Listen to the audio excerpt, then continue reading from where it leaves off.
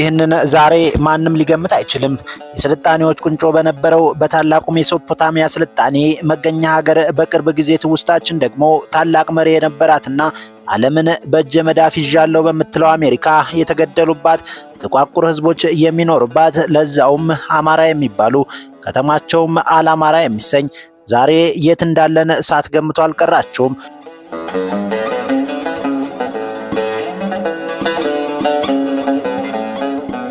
በዛሬው ጉብኝታችን ዓለም የረሳቸውን ጥቋቁር ኢራቃውያንና አማራ ከተማን በሰፊው እናያለን። በእርግጥ ጉብኝታችን ሙሉ ኢራቅን ያዳርሳል። የስልጣኔዎች ሁሉ ቁንጮ የነበረውን የሜሶፖታሚያ ስልጣኔ፣ የጦርነቶች ሁሉ አስከፊ የነበረውን የኢራቅ ጦርነት፣ በዓለም ሚዲያዎች ለአንድም ቀን ስሟ በመልካም ሲነሳ የማይሰሟትን የባግዳድን እውነተኛ መልክም እናሳያችኋለን። በእስልምና ሃይማኖት ውስጥ ቅዱስ ወደ ሆነችው ካርባላና እውቀት ማዕከልነቷ ወደምትታወቀው ናጃፍ ከተሞችም እንሄዳለን። ወደ ባቢሎን ሄደንም ገናናውን የናቡከደነጾር ቤተ መንግስት እንጎበኛለን። የ7000 ዓመታት ዕድሜ ያላት ኤልቢን ታሪክን ከዘመናዊነት ጋር እንዴት እንዳዋሃደችው እያየን እንደነቃለን። መልካም ቆይታ። በሁለት ክፍል ወደ እናንተ ይዘነው መጥተናል።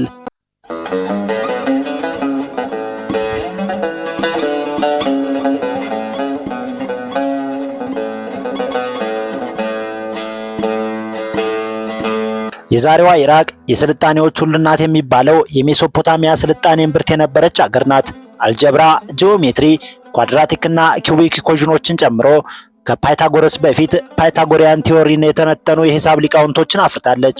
1 ደቂቃ 60 ሴኮንድ፣ 60 ደቂቃ 1 ሰዓት፣ ሙሉ ክብ 360 ዲግሪ መሆናቸውን የነገሩን እነሱ ናቸው። የሰው ልጅ ሐሳብን በጽሁፍ ማስፈር እንደሚቻል ያወቀው ኩኒፎርም የተሰኘውን የመጀመሪያውን የጽሁፍ አይነት የፈጠረው ከህጎች ሁሉ ቀዳሚው ህግ የሚባለውን የሐመራዊ ህግ ያጸደቀ እዚሁ ኢራቅ ውስጥ ነበር። ምሁራኖቿ በሕክምና በስነ ፈለክና ፍልስፍና ዛሬ ዓለም ለደረሰችበት ምጥቀት መሰረት ጥለዋል። ወዲህ ሃይማኖታዊ ገጽታም አላት። ገነትን ያጠጡ ከነበሩ 4 ወንዞች ሁለቱ ኤፍራጥስና ጤግሮስ፣ የባቢሎን ግንብ፣ የናቡከደነጾር ቤተ መንግስት፣ የአብርሃም ወይም የነብዩ ኢብራሂም የትውልድ ሀገር ኡር መገኛቸው እዚህ ነው። አንድ ቀን ውስጥ ብቻ 20 ሚሊዮን የእስልምና ሃይማኖት ተከታዮች ለሃይማኖታዊ ክብረ በዓል የሚሰባሰቡበትን ቅዱስ ስፍራም በውስጧ ይዛለች። ለሺህ ዓመታትም በእስልምና ሃይማኖታዊ አስተምሮቶች የእውቀት ማዕከል ሆናም አገልግላለች። ሀብታም ናት። ዓለማችን ላይ ከፍተኛ የነዳጅ ክምችት ካላቸው ሀገራት 5ኛ ደረጃን ይዛ ትገኛለች። ከአፈሯ ስንዴ፣ ገብስ፣ ሩዝና ቴምር፣ ከወንዞቿ ከፍተኛ መጠን ያለው አሳ ይገኛል። ህዝቦቿ ግን ድሃ ናቸው። እንደ ሀብታም አንድ ላቃ እንዳታኖራቸው አንድ ነገር ይጎላታል። ሰላም ያጣችው ዋናውን ነገር ነውና በምድራችን ላይ ስማቸው በክፋት ከሚነሱ ሀገራት ቀዳሚዋ ናት። ላለፉት 40 ዓመታትም ከጦርነት አዙሪት ወጥታ አታውቅም። እንደ አውሮፓውያን አቆጣጠር በ1980 ከኢራን፣ በ1991 ከኩዌት፣ በ2003 ከአሜሪካ፣ በ2014 ከአይኤስአይኤስ በየ10 ዓመቱ እየደጋገሙ የጎበኟትን አስከፊ ጦርነቶች አድርጋለች። በዚህም ኢኮኖሚዋ ደቋል። ከተሞቿና መሰረተ ልማቶቿ ፈራርሰዋል። ከምንም በላይ በሚሊዮን የሚቆጠሩ ዜጎቿ ለሞትና ለስደት ተዳርገዋል። ከቅርብ ጊዜ ወዲህ ደግሞ ለቀደመ ስልጣኔዋ መሰረት የሆኗት ለመጠጥ ውሃ፣ ለኤሌክትሪክ ኃይል አቅርቦት፣ ለግብርና፣ ለንግድና ለትራንስፖርት አገልግሎት የምትጠቀምባቸው እስትንፋሶች የምትላቸው 2 ወንዞቿ ኤፍራጥስና ጤግሮስ በመጠን በመቀነሳቸው ከፍተኛ በሆነ የውሃ እጥረት ውስጥ ትገኛለች። በዚህ ሁሉ ፈተና ውስጥ ነውም ከአረብ፣ ከኩርድ፣ ከቱርክሜን፣ ከአሶር፣ ከአርመንና ከጥቁር አፍሪካውያን የተዋቀሩት ህዝቦቿ ችግር የሰበራቸው አይመስሉም። ሀገራቸው ብዙ ቱሪስቶችን የማስተናገድ እድሉ ባይኖራትም ድንገት የመጣን እንግዳ ግን በታላቅ ፍቅር የሚቀበሉ ሰው ወዳድ ናቸው።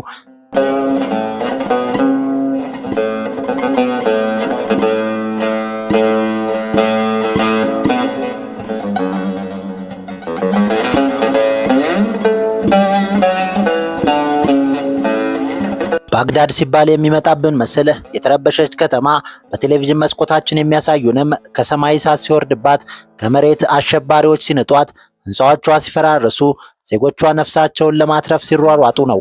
የታሪኩ አካል ነውና ይህንን ሀቅ ማስተባበል አይቻልም። ይልቅስ ሚዲያዎቹ የማያሳዩንን ሌላኛውን መልኳን እንየው። በመካከለኛው ምስራቅ ለዋና ከተማነት ታቅዳ የተመሰረተች ብቸኛዋ ጥንታዊት ከተማ ናት። ጊዜው እንደ አውሮፓውያን አቆጣጠር ነው። ሐምሌ 30 762ኛው ዓመተ ምህረት ብለው የያዙ ከዛሬ 1200 ዓመታት በፊት መሆኑ ነው። ይህ ዕለት ባግዳድ የተመሰረተችበት ቀን ነው። መስራቿ የአባሲጦ ካሊፍ አልመንሱር ሲሆኑ የጤግሮስ ወንዝን አስታከው ፍጹም ክብ በሆነ ቅርጽ የዛሬዋን ባግዳድ የያኔዋን መዲናታል ሰላም ወይም የሰላም ከተማ መሰረቱ። ከመሰረተዋ ጀምሮ በመንጎሎች እጅ እስከወደቀችበት 13ኛው ክፍለ ዘመን ድረስም የግሪክ ፍልስፍና፣ የፐርሺያ ድርሰት፣ የህንድ የሂሳብ መጻሕፍት ወደ አረበኛ የተተረጎሙባት፣ የእስልምና ሃይማኖታዊ አስተምሮዎች የሚተነተኑባት የዓለም የእውቀት ማዕከል ሆና ቆይታለች። ካይሮ ትጽፋለች፣ ቤሩት ታትማለች፣ ባግዳድ ታነባለች የተባለውም በዚህ ምክንያት ነው። ዛሬም ድረስ ዩኔስኮ ራሱ የሥነ ጽሑፍ ከተማ እያለ ነው የሚጠራት። በርካታ በግሪከኛ የተጻፉ ግን ግሪክ ውስጥ የጠፉ ጥንታዊ መጻሕፍት ባግዳድ ውስጥ ነበር መልሰው የተገኙት። አልሙታናቢ ጎዳና የዚህ ሁሉ ሙገሳ ሕያው ምስክር ነው።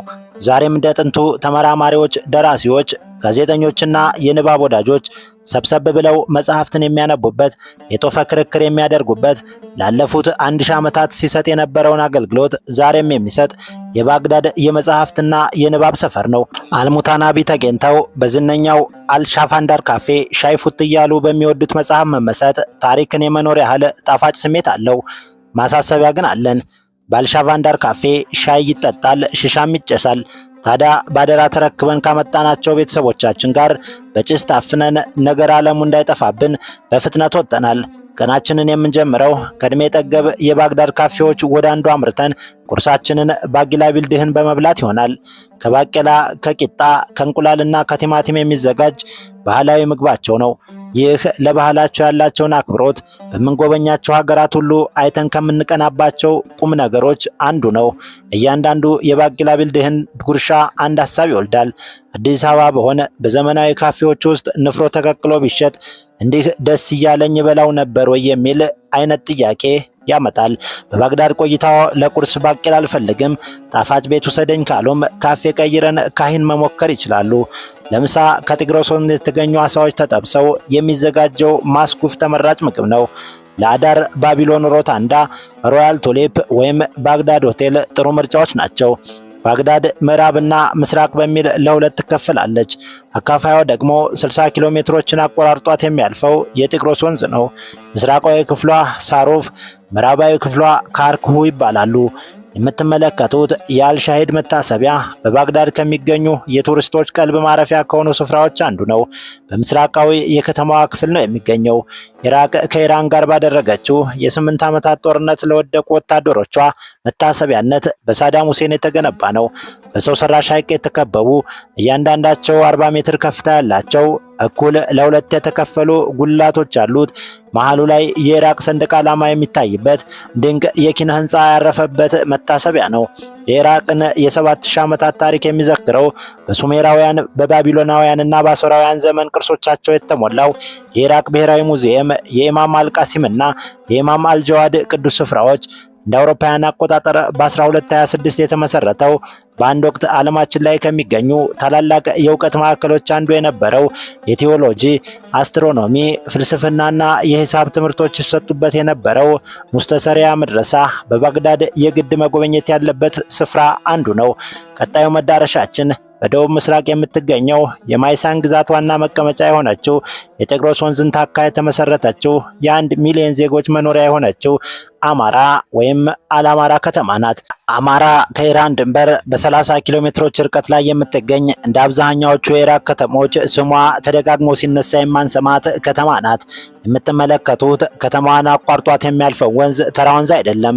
ዝነኛውና በቅዱሳን መጻሕፍት የምናውቀው የጤግሮስ ወንዝ ነው። ወንዙ ነዋሪዎቿ አሳ የሚያሰግሩበት፣ እየዋኙ የሚዝናኑበት፣ ከቦታ ቦታ የሚጓጓዙበት የትራንስፖርትና የንግድ አማራጫቸው ነው። የጥንታዊዎቹ የሱሜርና የአካድ ስልጣኔዎች ማዕከል በነበረውና በዋና የንግድ መስመርነቱ የሚታወቀው የጤግሮስ ወንዝ ላይ የተመሰረተችው አልአማራ የ160 ዓመታት ታሪክ አላት። እንደ አውሮፓውያኑ አቆጣጠር በ1861 ዓ.ም ነው የተመሰረተችው። አማራ የሚለው ስሟ ከየት መጣ የሚለው የብዙዎቻችን ጥያቄ ነውና ነገሩን ሰፋ አድርገን እንየው። የኢትዮጵያ ውጭ በርከት ያሉ አካባቢዎች፣ ከተሞችና ሰፈሮች አማራ በሚል ስም ይጠራሉ። በሰሜን ሱዳን፣ በቀድሞዋ ኑቢያ፣ በናይል ወንዝ አቅራቢያ ለምሳሌ ከክርስቶስ ልደት ከ1300 ዓመታት በፊት የተመሰረቱ ዛሬ ላይ የህንፃ ቅሪቶቻቸው ብቻ የሚገኙ ምዕራብና ምስራቅ አማራ የሚባሉ የጥንታዊ ከተማ ቅሪቶች ይገኛሉ። በእንግሊዛውያን ተመራማሪዎች አማካኝነት ለዘመናት የአርኪኦሎጂ ቁፈራዎች ሲደረጉባቸው የቆዩ ቦታዎች ናቸው። በሶሪያዋ ዋና ከተማ ደማስቆ ደግሞ ለሺህ ዓመታት የቆየ በዝነኛው የኡመያድ መስጊድ አቅራቢያ የሚገኝ አልአማራ የሚባል ጥንታዊ የመኖሪያ ሰፈር ዛሬም ይገኛል። በዛው በሶሪያ በአሌፖ ከተማ አቅራቢያና በሰሜናዊ ሊባኖስ አካር ግዛትም እንዲሁ በመጠን አነስ ያሉ አማራ የሚባሉ ከተሞች ይገኛሉ። አውሮፓ ተሻግሮም በምስራቅ አውሮፓዋ ሮማኒያ ሁለት የተለያዩ ከተሞችና አንድ ሐይቅ አማራ በሚል ስም ይጠራሉ። ወደ ኢራቅ ስንመለስ የአረብ ነጋዴዎች ከምስራቅ አፍሪካ ጋር ጥብቅ የንግድ ግንኙነት ከፈጠሩበት ከ9ኛው ክፍለ ዘመን እስከ 19ኛው ክፍለ ዘመን ድረስ ከፍተኛ ቁጥር ያላቸው ጥቁሮች ወደ ኢራቅ አምርተው ነበር። የአረብ ጸሐፍት እንደሚነግሩን ጥቁር አፍሪካውያን ወደ ኢራቅ ያደረጉት ጉዞ 1000 ዓመታትን የፈጀ እንደመሆኑ የጉዟቸው ምክንያትም የተለያየ ነው። አንዳንዶቹ ከአረቦች ጋር ሲነግዱና መርከብ ላይ ሲሰሩ የኢራቅ ወደብ ላይ የቀሩ ናቸው። ዛሬም ድረስ ጥቁሮች በብዛት የሚገኙባት ባስራ ከተማ ያኔም ገናና የወደብ ከተማ የነበረች መሆኑን ልብ ይሏል። እስልምናን ቀድመው ከተቀበሉ አፍሪካውያን መካከል በወቅቱ የእስልምና አስተምሮት ማዕከል በነበረችው ኢራቅ ሃይማኖታዊ ትምህርታቸውን ለመከታተል የሄዱም ነበሩ። የተቀሩት በባርነት ወይም ለአገልጋይነት ተሽጠው የሄዱ ናቸው። ከ1000 ዓመታት በኋላ ዛሬ በኢራቅ የሚገኙ ጥቁሮች ቁጥር 2 ሚሊዮን ደርሷል። አብዛኞቹ ጥቁሮች የሚገኙት ደግሞ ባስራና ማይሳን በሚባሉ በደቡብ ኢራቅ በሚገኙ ግዛቶች ነው። ቀደም ሲል እንደተመለከትነው ደግሞ አልአማራ ከተማ የማይሳን ግዛት ዋና መቀመጫ ናት። የታሪክ መጽሐፍት ጥቁር ኢራናውያን ከዛሬዎቹ ኢትዮጵያ፣ ኬንያ፣ ዛንዚባርና ሞዛምቢክ ጠረፎች መምጣታቸውን ይመሰክራሉ። ሆኖም የአልአማራ ከተማ መመስረት ከነዚህ ህዝቦች ጋር ስለመገናኘቱ ግን ምንም አይነት መረጃ የለኝም።